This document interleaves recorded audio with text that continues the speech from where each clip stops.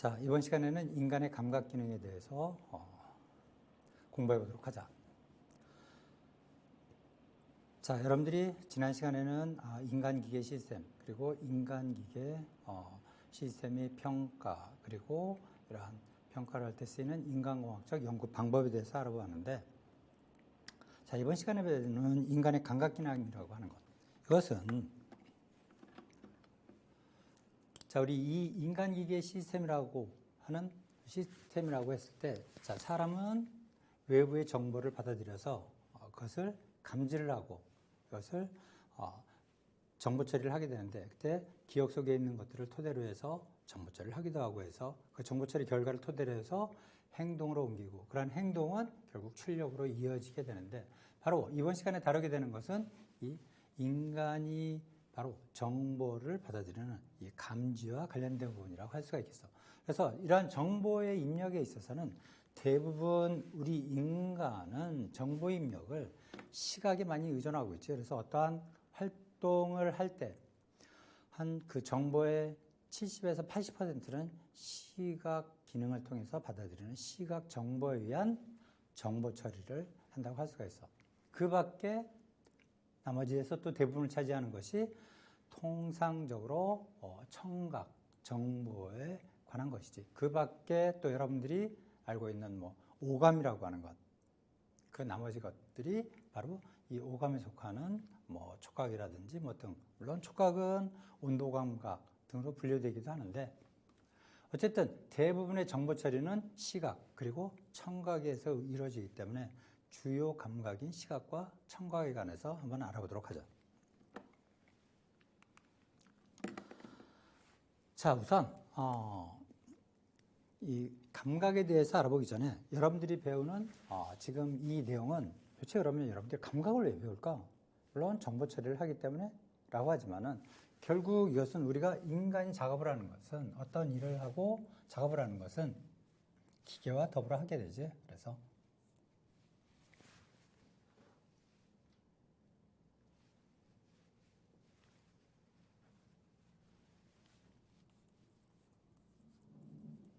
사람이 바로 기계와 같이 협업을 하게 되는데,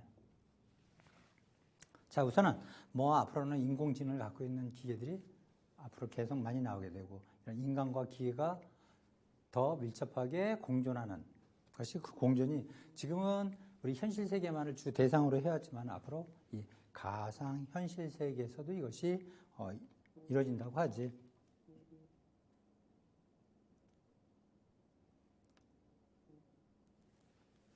자, 그랬을 때, 자, 인간과 사람이 같이 협력을 해서 일을 할 때, 우선 사람은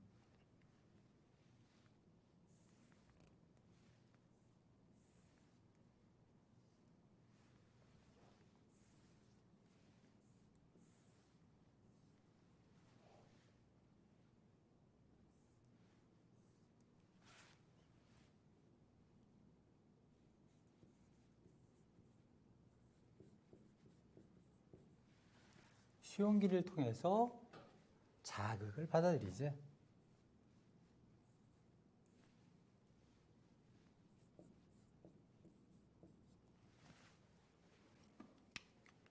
바로 여기서 하는 정보 입력을 감지라는 부분이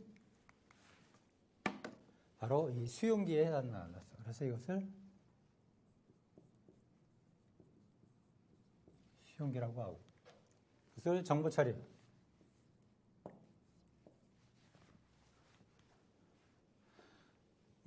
일종의 우리 감각기관인 수용기를 통해서 받아들인 것은 신경계를 통해서 신경의 중추인 뇌 혹은 척수에 전달이 되게 되면 여기서 정보 처리를 하는 중앙 정보 처리를 하게 되지. 그래서 이것이 중앙 정보 처리가 되면 다시 신경계, 원심성 신경을 통해서 수용기에 효과기에 전달이 되면 행동으로 옮기게 되지.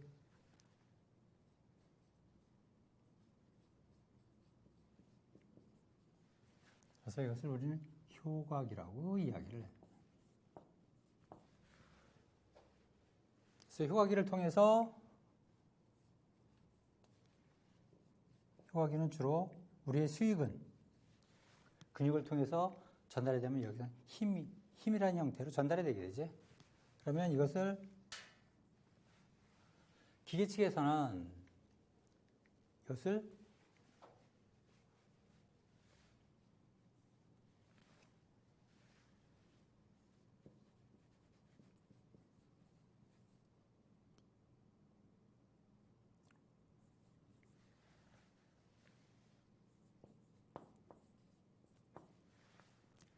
저기를 통해서 우리가 이것이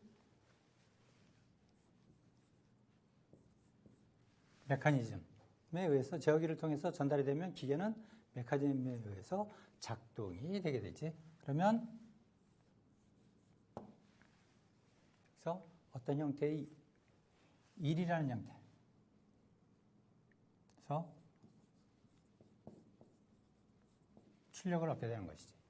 자, 그리고 이 출력을 얻게 되면서 다시 여기는 상태를 나타내주지.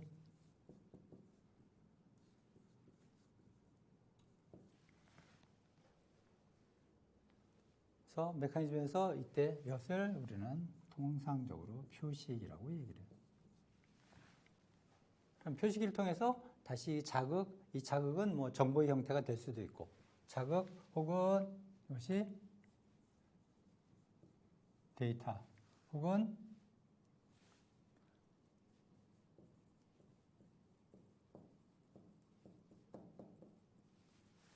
정보의 형태 등으로 전달이 되게 되지. 그러면 다시 그것을 수용해서 정보 처리를 하고 다시 효과기를 통해 전달이 되는데, 바로 여러분들이 이번 시간에 배우게 되는 감각은 바로 이 수용기에 관련된 것.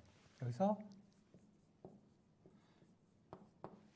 감각이라는 형태로 받아들이는데 이 감각기관에 관한 것이고, 그래서 결국 자 그럼 이것을 왜 배우느냐? 결국 우리가 지향하는 것은 뭐라 그랬어?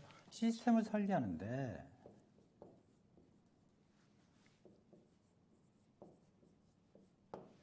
어떠한 시스템? 사람이 일을 하는 시스템, 더불어서 기계와 함께. 자, 이때 기계에 종속되지 않고 바로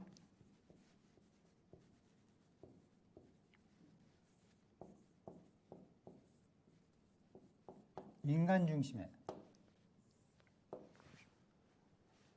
설계를 해야 된다고 했는데, 자, 인간 중심의 설계라고 하는 것은 바로 인간을 배려하는 설계지.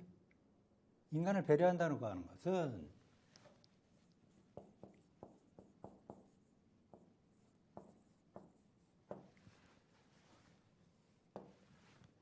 바로 인간이 무엇을 원하는지 하는 것이지만, 그 궁극적인 것은 자, 인간이 갖고 있는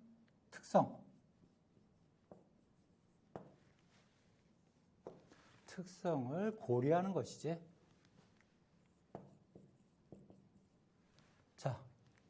자, 그러면 인간이 갖고 있는 특성을 고려한다고 할 때 바로 인간이 정보를 받아들이는 과정, 가장 첫 번째 단계는 우선 받아들이는 과정에 있어서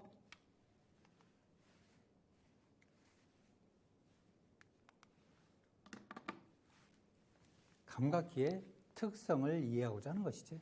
감각기의 특성을 토대로 해서 바로 인간을 위한 설계, 인간을 배려한 설계를 하기 위해서는 어떻게 해야 되냐. 자, 그러면 수용기에 영향을 주는 것은 뭐 기계 측에선 바로 디스플레이지. 그러면 이 감각 수용기의 특성을 이해함으로 해서 그것을 배려한 기계 측의 디스플레이 설계가 바로 인간 중심의 설계가 될 수 있도록 하기 위해서 우선 이것을 이해한다고 볼 수가 있겠지.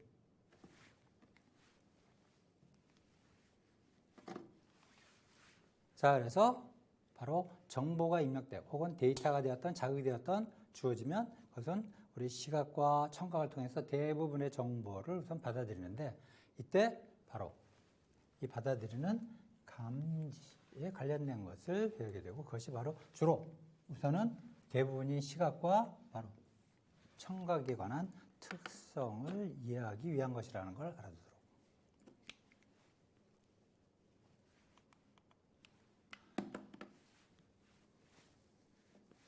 자, 그러면 감각이 주어졌을 때 이 감지하는 것과 혹은 인지 혹은 지각하는 것은 자, 우리가 기계를 통해서 요즘 뭐 전 국민이 커피를 요즘 엄청나게 마시는 시대가 되었는데 어떤 자극이 에너지 형태로 주어지게 되지.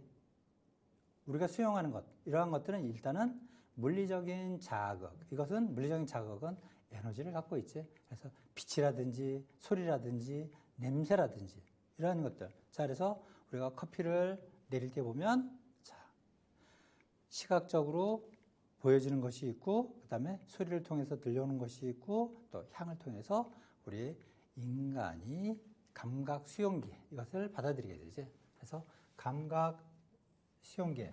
그래서 눈이나 귀, 코 등등을 통해서 우리 감각기관을 통해서 받아들이게 돼요.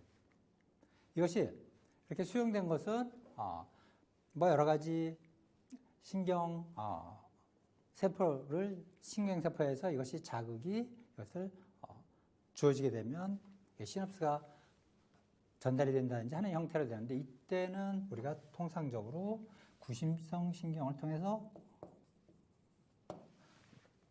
대뇌로 전달이 되게 되지. 그래서 뭐 이것이 칼로 무자르지 여기까지가 감지고 여기까지가 지각이다. 뭐 이렇게 딱 자를 수는 없지만 대략적으로 한 이 정도까지가 우리 이 감지가 되지 않나 라고 보고 있고 거기에 우리 대뇌에서 시각 중추라든지 청각 중추 뭐 등등 이렇게 각 영역에 대뇌의 영역에 전달이 되면 이때 여기서 지각이라는 것이 일어나게 되지.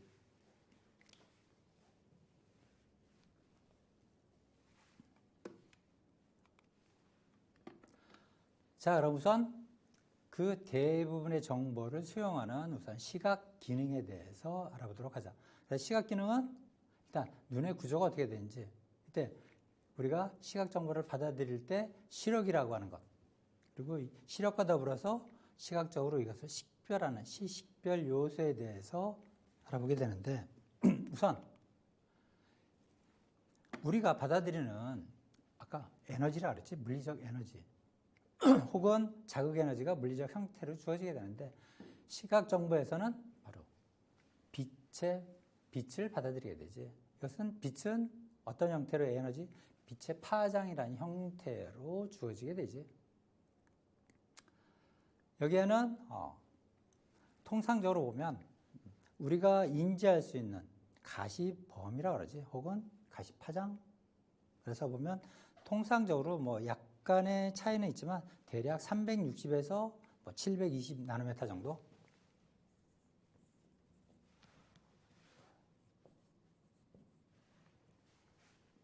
이 나노미터의 파장을 갖고 있는 것을 우리는 이것을 감지를 하게 되지. 그래서 이것을 가시 영역이라고 얘기하는데 통상 360에서 720 정도가 된다는 것 정도는 알아두도록. 그래서 이것을 넘어서면 여기가 자외선, 적외선 등으로 해서 우리 눈으로는 볼 수가 없게 되지.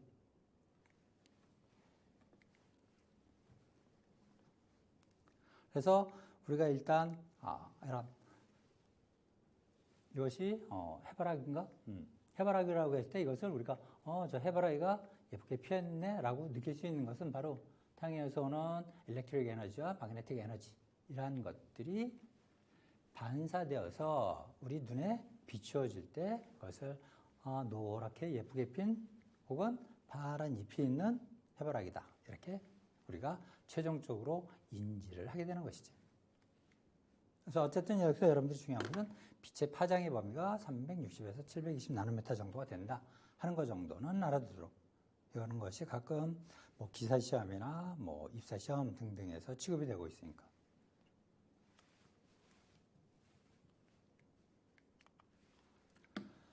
자, 이 빛을 받아들이는 우리 눈의 구조, 뭐 여러분들이 잘 알고 있는 것처럼 그 중에서도 중요한 것은 바로 이 홍채와 그리고 동공 그리고 그것을 포함하는 수정체 또 물론 여기 각막도 있고 그 다음에 시신경이 있는 이 망막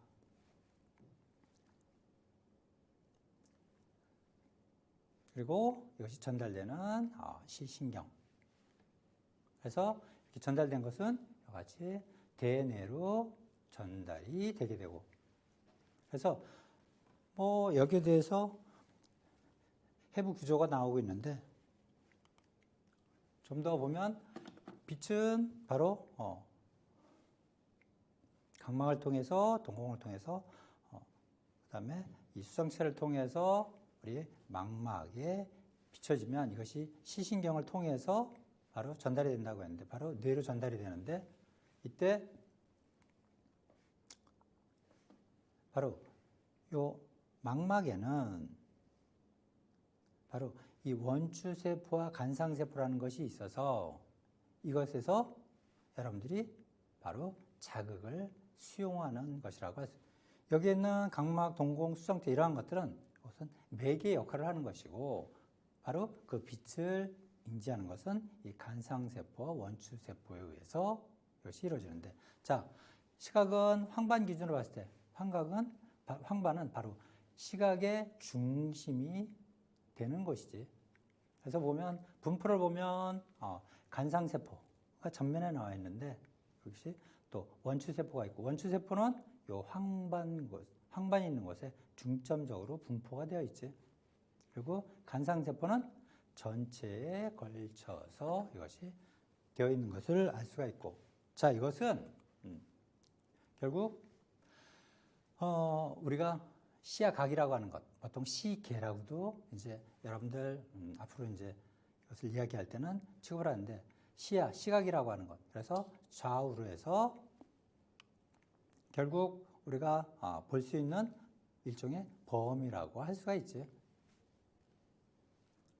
그랬을 때 보통 통상적으로 보면 원추세포 그리고 이 간상세포라고 하는 것. 그래서 그림으로 보면 뭐 해부학적으로는 이렇게 나타내고 있는데, 보통 이 원추세포가 통상적으로 색을 구별하는 것은 이 원추세포에 의해서 하고, 간상세포는 밝기를 수용하는 세포라고 알려져 있어. 그래서 통상적으로 간상세포 같은 경우에는 120개에서 125만 개 정도, 원추세포는 그보다 좀 적어서 7개에서 800만 개 정도가 우리 망막에 이것이 분포를 하고 있는데, 분포 형상은 조금 전에도 보았고 것처럼 이렇게 되어 있고, 그래서 황반을 중심으로, 시각의 중심이 되는 황반을 중심으로 해서 이와 같이 분포가 되어 있다는 것. 그래서 간상세포는 특히 이 시 중심에 집중적으로 분포가 되어 있다는 것.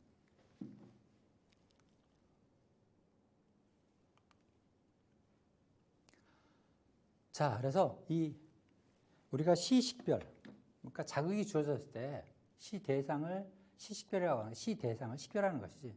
여기에 필요한 광량이나 시간관계를 보면, 그래서 원추세포하고 이 간상세포. 그래서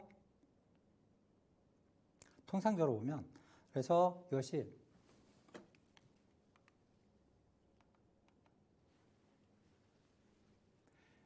원추세포 같은 경우, 그리고 원추세포는 중심에 있고, 간상세포는 이 망막에 전체적으로 황반을 중심으로 퍼져 있다고 그랬지.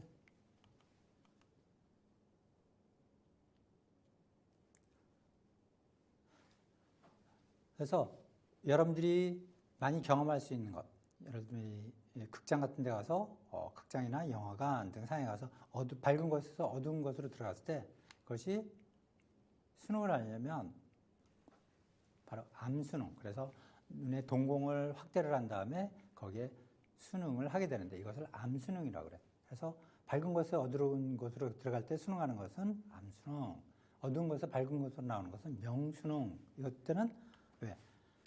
밝은 곳에 가면 빛이 많이 들어오기 때문에 그때는 동공을 축소시켜서 들어오는 양을 조절을 하게 되지. 이때 보면은 시식별에 필요한 광량과 시간과의 관계에서 보면 원추세포와 간상세포에 있어서, 그래서 원추세포 같은 경우에는 바로 금방 이것이 적응을 하게 되지. 이건 밝기에 관련된 것. 색상에 관련된 것. 밝기에 관련된 것은 어때? 이것은 보면 시간이 훨씬 더 수능하는데 걸리는 것을 알 수가 있지. 그래서 암수능하는 데는 시간이 명수능에 걸리는 시간보다 훨씬 길다는 것을 알 수가 있어. 그렇다면 이러한 것들이 자, 우리 일상생활에서는 어떻게 설계에 적용이 되냐? 이러한 것들이 자, 암수능에 시간이 걸린다고 하는 것은 결국 인공주명을 쓰게 되는 터널안 같은 경우 터널 안에는 입구부가 있고 그 다음에 기본부가 있고 나가는 출구부가 있는데 터널 조명의 시설 조도는 입구부가 훨씬 더 밝아야 된다는 것. 그리고 출구부도 밝아야 되고 왜? 나가는 곳이 밝기 때문에 거기에 수능을 할 수 있도록 하고 그 다음에 기본부는 어느 정도가 되면 들어가서 적응이 되기 때문에 괜찮고 그래서 맑은 날의 낮은 암수능을 고려해서 입구부 조명을 최대로 해줄 필요가 있다는 것. 왜? 바깥에 조도하고 큰 차이가 나지 않도록 해야 되겠지.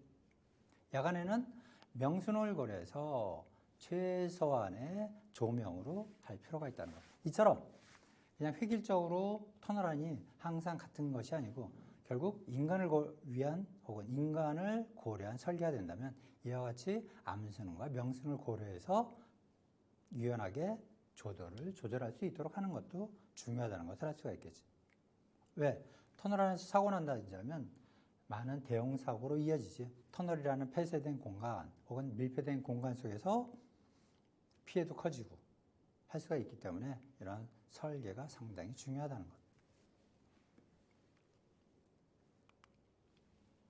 자, 그럼 이런 결국 조금 전에 봤던 것처럼 수정체를 통해서 빛의 조절을 하게 되지. 그래서 수정체에 붙어 있는 근육 작용해서 망막 위에 초점을 맞추게 되는데 사실 이 근육이 문제로 보자면 뭐 가까운 것만 계속 본다든지 하면 이 조절 작용이 떨어지게 돼서 결국 근시가 된다든지 혹은 나이가 들면서 이 조절 작용이 점차 기능이 쇠퇴하게 되면 이제 노안이 되게 되지. 그래서 우리가 가까운 곳을 볼 때는 이것이 근육이 수축해서 수정체를 좀 더 볼록하게 만들어서 그런데 반해서 먼 곳을 볼 때는 근육을 좀 더 이완시켜서 수정체가 평평해지도록 해서 멀리 있는 상이 우리 망막에 맺혀지도록 하는 것이지.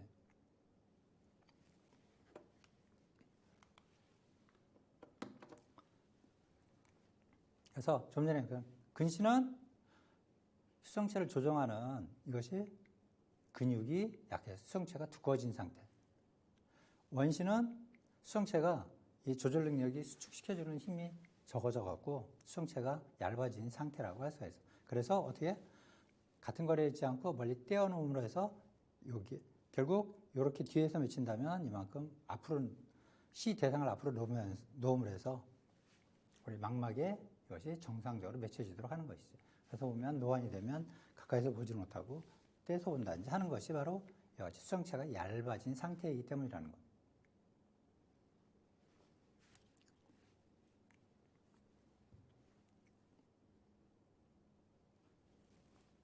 자, 그래서 수정체를 비교했을 때 일반적으로는 탁구공 크기가 40, 40으로 했을 때 보통 이 우리 눈 같은 경우 수정체는 탁구공이 40에서 40 정도의 크기라고 한다면 수정체는 9에서 9 정도라고 얘기를 하고 있어. 그래서 황반은 시각이 가장 예민한 시신경이 집중되어 있는 것이고 맹점은 바로 여기에서는 시각이 발생하지 않는 것을 의미하는 것이지. 어쨌든 노화는 이처럼 수정체 노화로 상이 망막 뒤에 맺히면서 가까운 곳이 잘 보이지 않게 되는 것. 결국 이러한 것들은 우리가 고령화 사회를 접어들면서 결국 이런 노안을 가진 사람들이 많으면서 이러한 시환경이라는 것들이 변화되어야 된다는 것을 보여주는 것이라고 할 수가 있죠.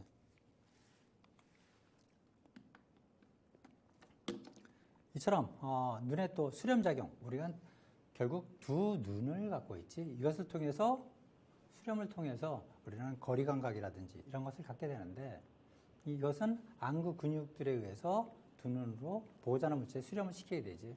그래서 망막의 맺힌상이 하나의 물체로 느껴질 수 있도록 하면서 우리가 거리감을 가질 수가 있는 것이죠. 여기에서 이상이 생기면 이제 수렴작용이 너무 과다하다든지 불충분하게 되면 이제 우리가 사시라는 형태가 되게 되지.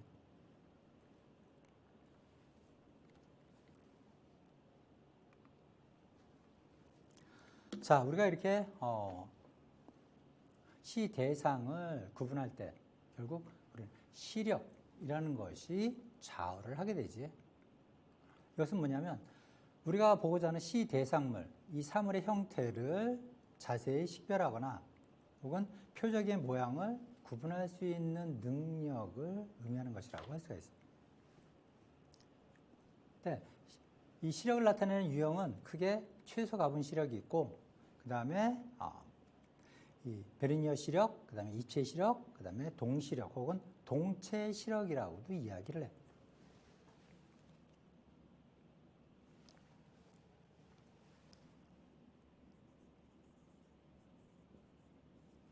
그래서 이것은 시 대상이 움직이는 것을 보는 시력. 또 반대로 시 대상은 고정되어 있지만 그 대상을 주시하는 사람이 움직이게 되는 경우도 동체 시력이라고 할 수가 있어. 그래서 이때 시력을 측정할 때 많이 쓰는 것이 랜돌트 링하고 스널렌 레터, 이것을 두 가지를 가장 많이 쓴다고 할 수가 있어.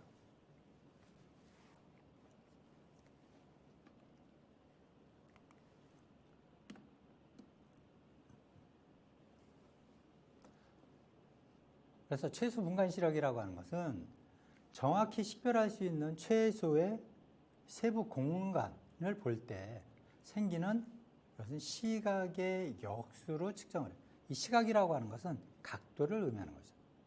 그래서 이 글자 혹은 이 세부 공간을 보는 시각을 결국 이 거리로 계산을 해서 나타내게 되는데, 시각은 바로 거리로서 그 글자를 나눠주는 것이라고 할 수 있어. 근데 이거 레디안으로 나타내기 때문에 1레디안이 57.3도고 1도는 60분으로 나타나니까 결국 이 크기 L에다가 50.3을 곱해주고 다시 60을 곱해주고 거리로 나눠주면 시각이 나오는데, 시각의 역수로 바로 역수 시력을 나타낸다고 했죠. 그래서 약수로 나타나게 되고, 통상적으로는 랜돌프와는 기본이 7.5mm에 이 구분할 수 있는 간격을 1.5mm를 보통 나타내는데 바로 이것이 L이 되는 것이지. 그러니까 통상적으로는 5m 거리에서 측정을 하게 되고, 그러면 결국 5m 거리이기 때문에 결국 50.3에 60 그리고 이것을 1.5mm를 거리인 5m, 5천원 나눠졌을 때 시력은 1.0이 된다는 것. 그러니까 시력이 1.0이라고 하는 것은 5m 거리에서 결국 요 7.5mm 크기의 랜돌프 안에 1.5mm 간격이 있는 것을 구분할 수 있느냐 없느냐로 나타내는 것이 시력의 1.0이라고 할 수가 있어. 이제 스넬렌 시력은 이제 이와 같은 알파벳 기호를 갖고 통상적으로 나타내는데, 결국 미국 같은 경우에는 20피트 떨어진 곳에서 시력을 측정하게 돼. 그래서 20피트 떨어진 곳에서 이와 같은 글자를 구분할 수 있어요. 이것이 바로 정상 시력 1.0을 나타낸다는 것. 그래서 시력은 바로 결국 몇 피트에서 볼 수 있는 능력이냐 하는 것으로 해서 B로서 나타낸다는 것. 정상이 20이기 때문에 예를 들어서 정상 시력이 사람이 30피트 떨어져서 읽을 수 있는 것을 20피트에서 읽는 사람은 결국 시력이 0.6에 해당하는 것이라는 것. 그래서 이러한 것들을 식별할 때, 물론 이 같은 예를 들어서 조금 전에 보았던 것처럼 시력 검사를 한다고 하더라도 이것이 시식별 능력은 결국 사람에 따라 달라지게 되지. 누구는 시력이 1.0일 수 있고 어떤 사람은 0.8 혹은 다른 사람은 1.2일 수도 있고, 이와 같이 개인별 시력의 차이가 있을 수 있다는 것. 근데 같은 동일 인물이라 하더라도 조명의 양이 어느 정도냐, 결국 이 광원의 밝기가 어느 정도냐 하는 것에 따라서도 시력은 달라질 수 있다는 것. 예를 들어서 내가 시력은 0.6 정도밖에 안 되지만 이것이 더 조명 상태가 안 좋아, 조명의 양이 적다면 똑같은 거리에서 보더라도 역시 0.4 정도로 떨어질 수도 있는 것이고, 예를 들어서 아주 컴컴해진다 그러면 전혀 해서 시력으로 따지면 검사를 해보면 마이너스가 된다든지 0.12가 된다든지 할 수도 있겠지. 또 같은 조명의 양이라 하더라도 그 조명의 질에 따라서 달라질 수가 있다는 거. 그래서 나중에 다시 나오지만 휘도가 어느 정도냐, 또 광원이 어디서 비추느냐 하는 방향에 따라서, 또 그것이 미학적인 측면에 따라 또 달라질 수가 있다는 거.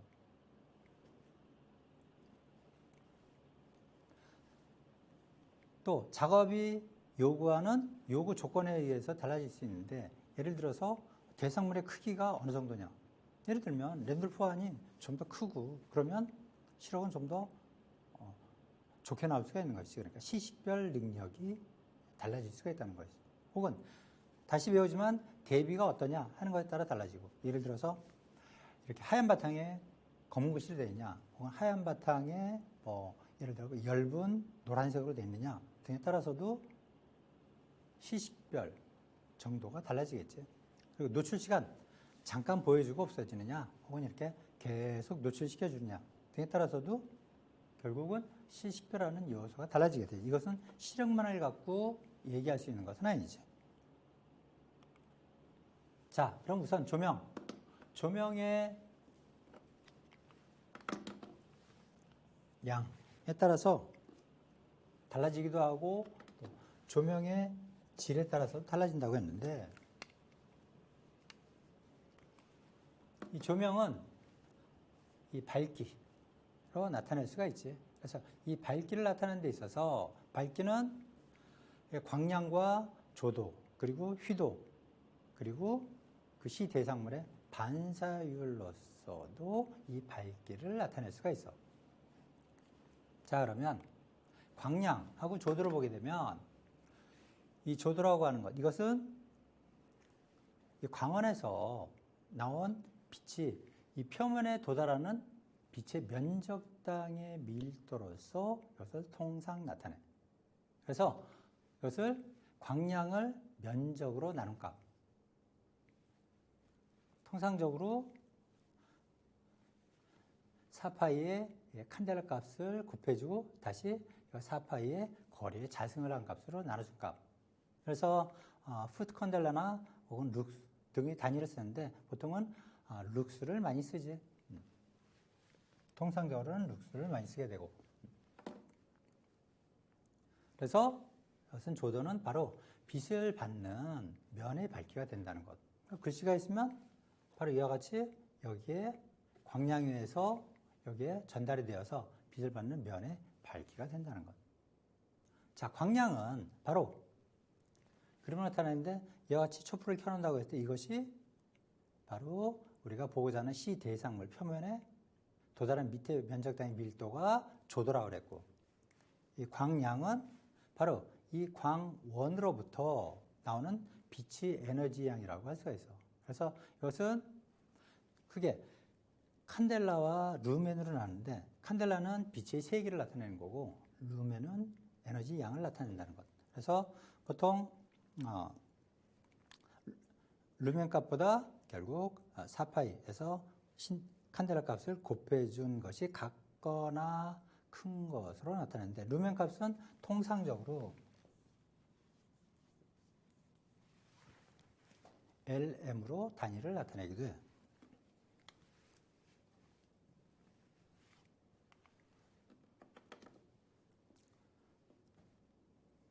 자, 그래서 럭스하고 루멘을 보게 되면 보통 조도라고 하는 것, 광량을 9의 면적으로 나오는데, 그래서 이와 같은 값으로 구할 수가 있고, 통상적으로 1푸트 칸델라고 하는 것은 결국 휘트의 자승을 한 값으로서 1루멘을 나타내는 것으로 나타내게 돼. 그래서 통상적으로 1피트에서 1피트의 값이 바로 1풋 칸델라가 되는 것이고,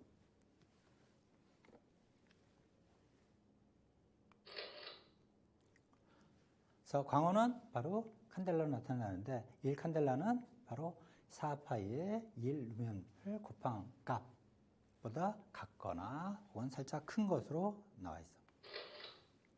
그래서 광량은 보통 1루멘이 1루멘이라고 하는 것은 1칸델라 빛이 1평방미터를 1초 동안에 통과한 에너지량으로서 나타낸다는 것. 그래서 이 조도라고 하는 것, 조도는 표면에 도달한 것을, 면적에 도달한 것을 나타낸다고 했지. 그래서 룩스를 나타내고, 이것은 1루멘을 평방미터로 나누어서 이것을 조도를 나타낸다는 것. 그래서 이렇게 구한다는 것 정도만 알고 결국 조도 값이나 뭐 칸델라 값이나 이러한 것들은 간단히 측정을 해서 값을 알 수가 있는 것들이기 때문에 여러분들이 뭐 일일이 계산할 필요는 없으니까 그냥 일룩수가 무엇을 나타낸다 하는 것만 알면 될 것 같아요. 자, 휘도. 이 조도 외에 또 휘도가 있는데 이건 광도를 나타내는 것이라고 할 수가 있어. 그래서 휘도는 표시장치 단위 면적당 표면에서 반사 또는 방출되는 광량, 그래서 광도라고도 하는데 이것은 휘도계로 측정을 하게 돼. 그래서 단위는 니츠를 쓰는데 바로 칸델라 값을 평방미터 제곱으로 나눠준 값이고, 이 반사율은 이 리플렉턴스의 R로서 나타내는데 휘도를 조도로 나누어서 나타낸다는 것. 그래서 이것은 표면에 도달하는 조도와 이 반사되는 이 광도와의 관계를 나타내는 것. 그래서 이 반사율은 특히 이제 권장 반사율이라는 것으로서 나타나겠는데, 이제 조명을 설계할 때. 왜? 우리가 결국 시각 정보를 받아들이는 데 있어서 적정 반사율을 유지해야 되는데, 예를 들면 천정과 벽 그리고 바닥에 따라서 반사율이 좀 다른데, 천정 같은 경우에는 80에서 90% 정도의 반사율, 벽이 40에서 60%, 가구가 25에서 45, 혹은 바닥은 20에서 40% 정도가 됐을 때 적절한 시환경이 될 수 있다는 것.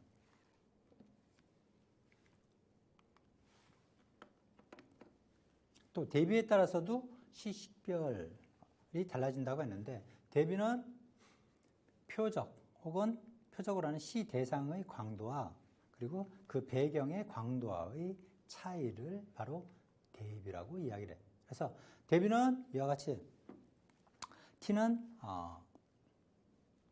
이 타겟의 광도를 나타내고, LB는 B자가 좀 크게 써져 있는데 스몰 D와 스몰 B인데 이것은 배경의 광도를 나타내고, 그래서 결국 이 광도와 배경의 광도 차이가 대비를 나타내는데, 대비가 0보다 작을수록 표적은 밝고 우리가 읽을 수 있는 독해성이 좋아지지. 거기에 비해서 대비가 0하고 100% 사이에 있으면 우리가 보고자 하는 시 대상, 이 타겟이 좀 어둡다는 것을 의미를 하게 돼. 여기서 보면 이렇게 결국 대비가 밝은 것과 혹은 대비가 어두운 경우, 결국 이것이 여기에 대한 가동률, 독해성이 달라지게 되지.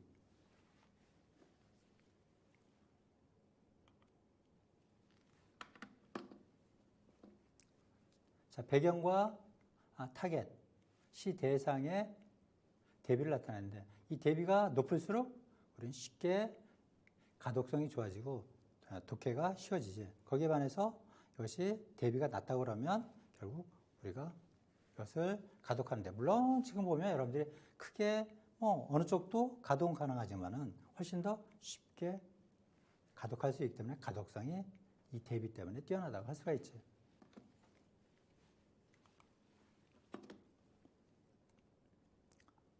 자, 나중에 다시 또 배우게 되는데, 이 JND라고 하는, 그러니까 이것이 차이를 판별할 수 있는 변별력이라고도 보통 이야기하는데, 이건 다시 나중에 다루게 되는데, 예를 들어서 이 대비가 여기에 보면 원이 있는데 0%일 때는 보이지 않고 1%에서 조금 보이는 듯한 2%에서는 어느 정도 이것이 이제 이게 서클이라는 것이 배경 속에 있구나 하는 것을 알 수 있는 것 정도. 이럴 때 이 서클의 대비의 판별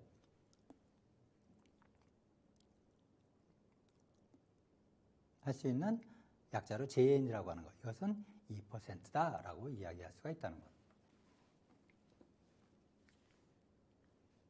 이것은 대비에 따른 차이를 보여주고 있는 것이죠.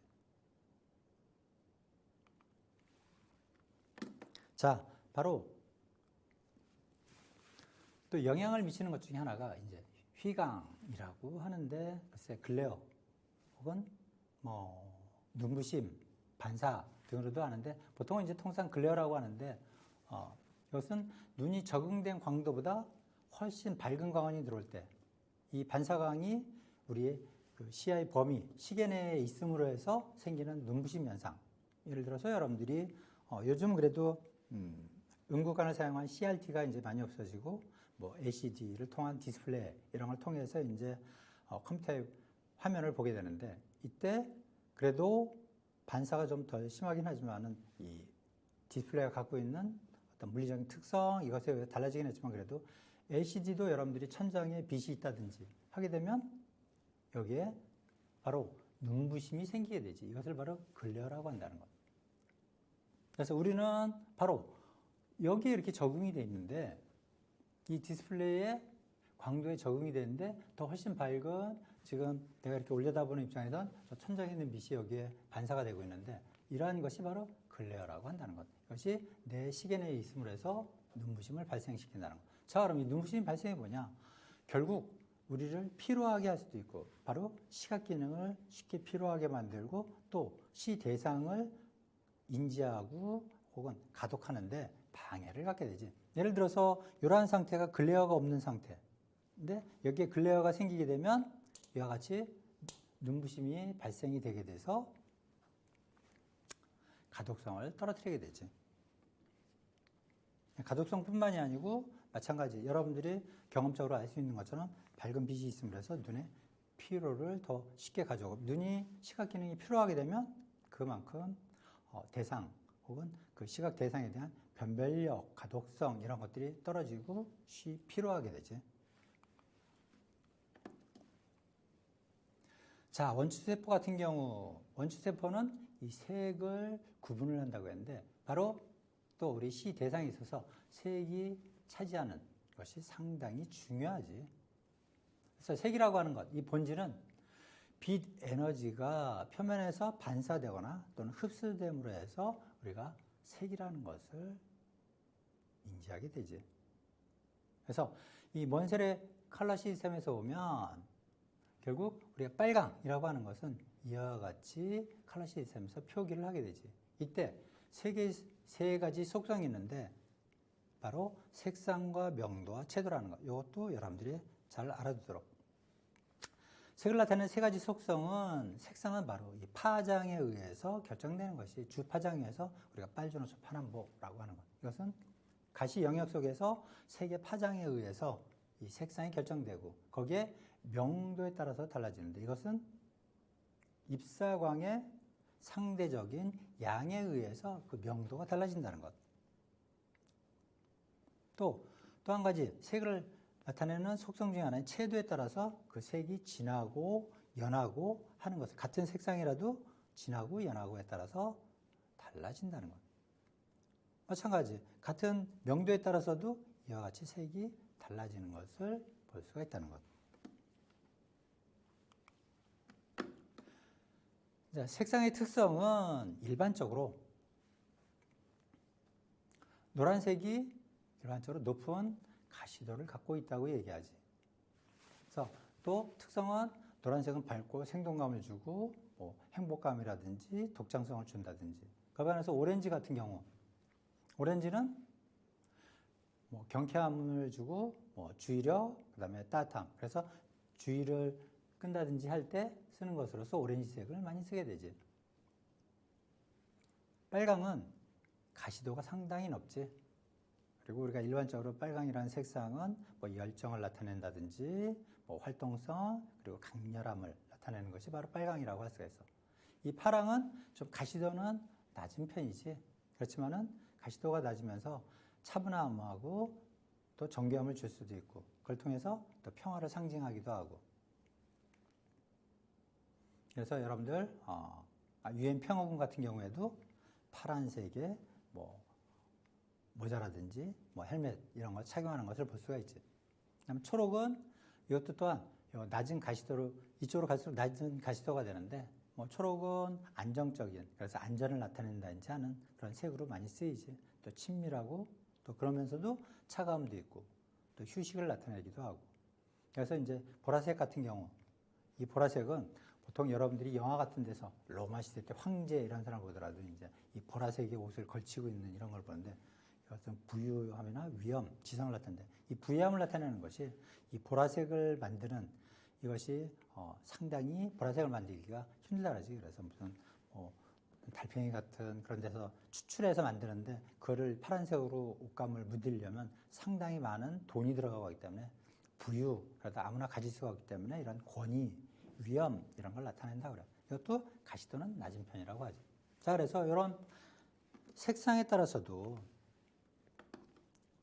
자, 그러면 이 먼셀의 컬러 시스템을 보면 보통 이 색을 쓸 때 유사색을 쓰게 되면 그러니까 가까이 있는 색을 쓰게 되면 바로 안정감을 줄 수가 있다는 거죠. 왜? 유사하니까. 그리고 부드러운 느낌을 줄 수 있고. 이제 보색이라고 하면 이 원셀의 컬러 시스템 보는 것처럼 이 반대편에 있는 것들. 이것은 보색 관계에 있는 것이지. 서로 반대편에 위치하면서. 이것은 강한 대비를 주고 또 선명하고 화려함을 주기도 하지. 그래서 이것을 정삼각형 혹은 정사각형으로 이 꼭지점에 해당하는 것들로 배색을 하면 이것이 좀 조화로운 배색이 된다는 것.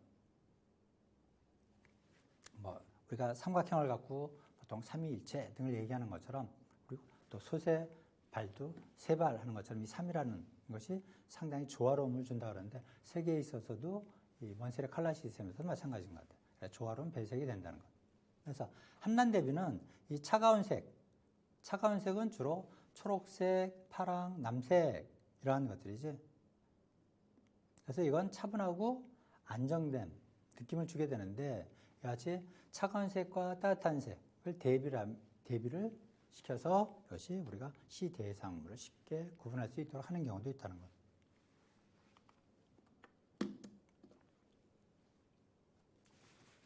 CMYK 색채 표기 방식은 특히 여러분들이 이제 컬러 인쇄를 한다든지 할 때 쓰는 프린터라든지 어떠한 우리가 인쇄 등에서 주로 많이 쓰는 색채 표기 방식 중에 하나인데 그래서 인쇄의 삼원색에서 청록색, 그 시안하고 분홍색, 이 마젠타하고 황색, 옐로우 그리고 이걸 통해서 만들어지는 검정색. 그래서 검정색에 B를 써도 좋겠는데 B는 블루도 있기 때문에 구별하기 위해서 제일 뒤에 있는 K 마지막 글자를 이용해서 CMYK라고 한다는 것. 이 K는 다른 색을 전부 합치면 나타나는 색으로 알려져 있지. 그래서 색상은 바로 이 CMY 성분들의 차감에 의해서 색을 구현하는 것이라고 할 수가 있어.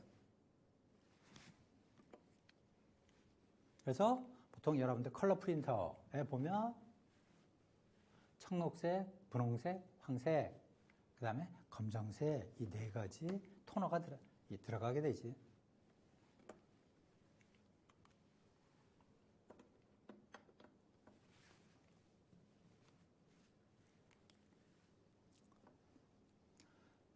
자, 빛의 스펙트럼을 보게 되면 전등에는 텅스텐 벌브하고 형광 벌브가 있지. 그래서 이 빛의 파장 속에서 오면 빛의 파장이 짧은 것이 형광 벌브에서 쓰는 것들이고 텅스텐 벌브에서는 빛의 파장이 긴 것을 통상 쓰게 되지. 그래서 CRT 하면 전등을 넣고 CRT 하면은 보통 예전에 지금은 전통 유물처럼 돼버렸는데 음극관을 쓰는, 그러니까 캐소드레이 튜브를 쓰는 음극관을 쓰는 브라운관이라고 해서 이만큼 덩치가 앞뒤로 툭 튀어나온. 그래서 CRT에서는 바로 이 BGR을 쓰게 된다는 것. 그래서 예를 들어서 레드가 0%고 그린이 50%, 블루가 50%면 이러한 색이 나오게 된다는 것. 그래서 CRT에서 표현하는 색은 이와 같이 세 가지 색에 의해서 표현이 되었죠.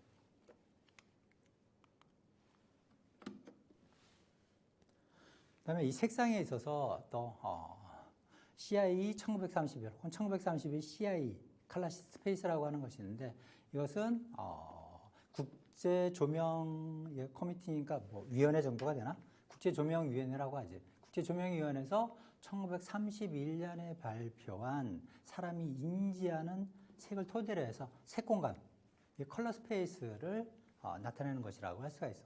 그래서 빛이 삼원색인 적독청 그래갖고 이것을 XYZ의 상대적 비율로 색을 표시하는 공간 속에 표시하는 거라고 할 수가 있어. 그래서 X값과 Y값을 이렇게 구해서 각각 이와 같이 뭐 빨강, 노랑, 뭐 블루 뭐 이런 것들을 나타낼 때 색 공간 속에서 나타내는 방식. 이것이 바로 CIE 1931 혹은 1931 CIE 컬러 스페이스라고 하는 거죠.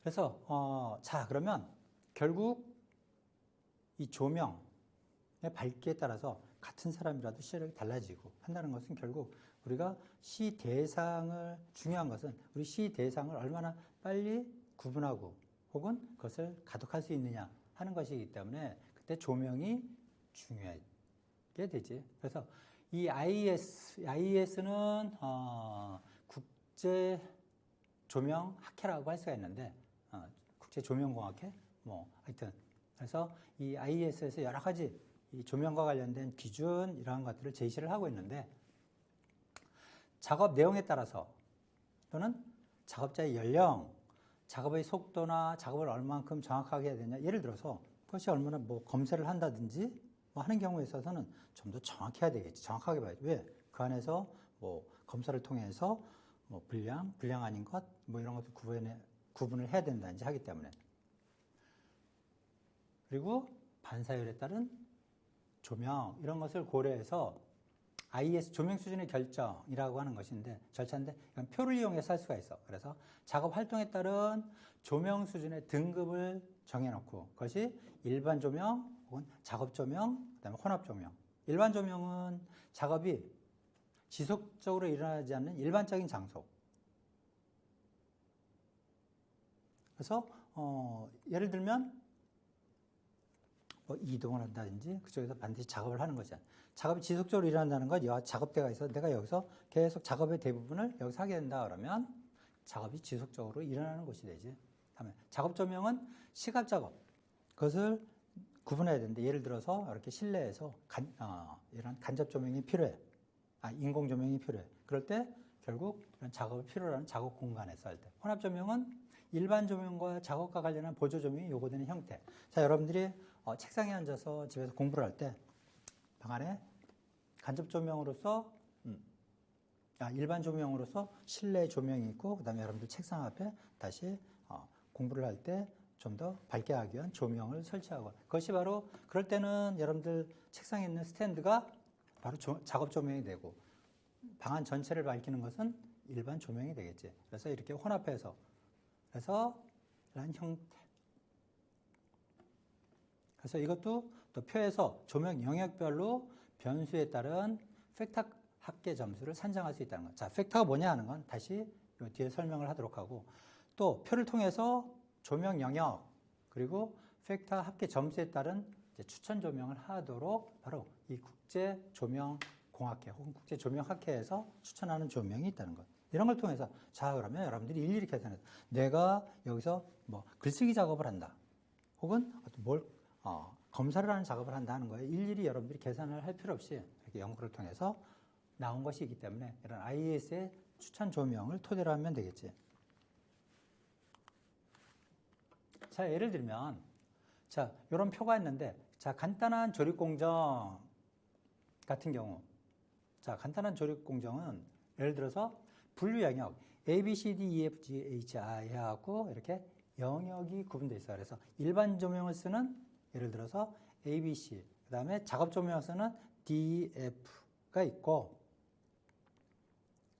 그 다음에 혼합 조명에서 바로 같이 G, H, I 뭐 이런 식으로 해서 어두운 곳이 허용되는 공공장소는 구분을 A로 하고, 그 다음에 단기 방문객을 위한 장소 B, 예를 들면 뭐 접수대 같은 곳이라든지, 그다음에 시각 작업이 종종 수행되는 작업 공간 C, 그다음에 높은 대비 또는 대형 크기의 시각 작업은 D, 그다음에 중간 대비 혹은 작은 크기의 시각 작업은 E, 그다음에 낮은 대비 또는 초소형의 크기의 시각 작업은 F로 구분이 되고, 그다음에 뭐 장기간 낮은 대비와 초소형 크기의 시각 작업은 G, 매우 장기간에 힘든 시각 작업은 H, 그다음에 초저 대비 초소형 크기 특수한 시각 작업은 I로 되어 있는데, 여기에 팩터 합계값이라는 것이 있어. 그래서 예를 들면 간단한 조립 공정은 높은 대비 또는 대형 크기 시각 작업이라고 볼 수가 있고, 이것은 구분 D에 해당하는데, 팩터 값이 이렇게 마이너스 3에서 플러스 3까지 있는데, 이것은 어떻게 정하느냐?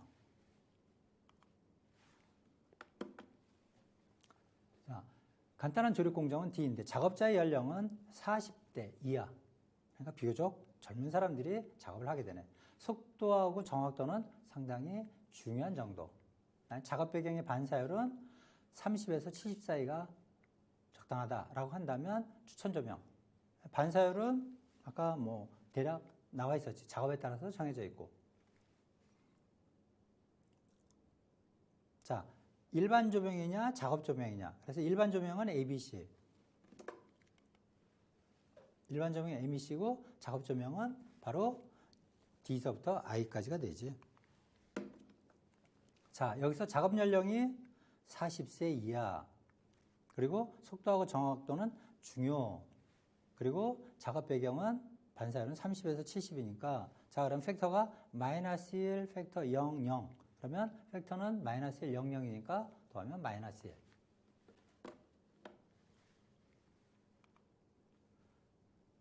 자, 그러면 간단한 조립 공정 작업자 연령 40대 이하고 속도 정확도는 중요라고 했고, 작업 배경 반사율은 30에 70사라고 했을 때, 자, 그러면 작업 구분은 D에 해당하고 팩터가 마이너스 1, 그럼 플러스 1에 해당하니까 300 하면 조명은 300룩스가 적절하다 하는 것을 우리가 알 수 있다는 겁니다. 자, 이렇게 해서 시각의 기능, 그리고 이 시각에 우린 시 대상을 구분할 때 미치는 여러 가지 영향과 관련된 것들, 광량이라든지 조도, 휘도, 반사율 등을 다루었고, 거기에서 다시 또 색상과 관련해서 다뤘는데, 그리고 이렇게 작업 공간에 추천 조명을 산출하는 것까지 다뤘는데, 자, 이런 것들을 토대로 해서, 자, 그럼 이러한 것들은 아까 초기에도 얘기했지만 왜 이것을 다룬다?